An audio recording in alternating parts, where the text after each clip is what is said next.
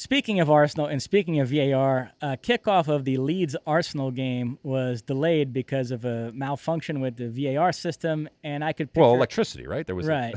I could picture every Leeds and Arsenal fan saying, bloody hell, just play the game. We survived without VAR for 100 years, and yet once the match kicked off, both sets of fans had reason to be happy that VAR existed. Arsenal won 1-0 on a goal by Bukayo Saka in the first half. But in the second half, the referee somehow missed the handball by Saliba in the box. VAR spotted it, so Leeds were awarded a penalty. Bamford missed it wide.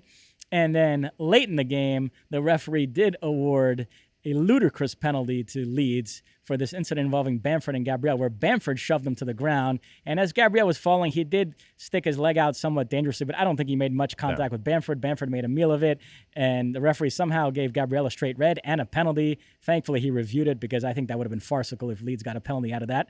And so really hard luck for Leeds. They dominated the second half. I thought Adams and Aronson were both excellent, and they deserved something from this game, but Arsenal able to hold on.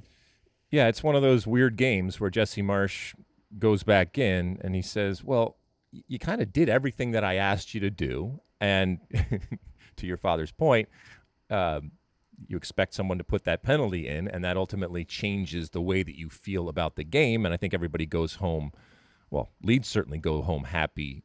But ultimately, Jesse Marsch isn't being paid, and the expectations aren't just to play well in games. It's to get those points. And he made a point after saying that this is a long-term project. Okay, fine. I don't know how long-term it is if you ever become in danger of going down, which I don't necessarily think it has. And if you are Jesse Marsch or any of the players, you have to look at this as a glass half full type of situation, even with the loss. From an American perspective, to your point, our guys keep playing. They keep playing well, and that is a good thing. And I think there's a recognition now, and a lot of them, or both of them, I think are starting to turn that corner of, instead of being good American players, just good players who happen to be American. And we've talked about how difficult that is. And in a very short period of time, they have proven their value to this Leeds team.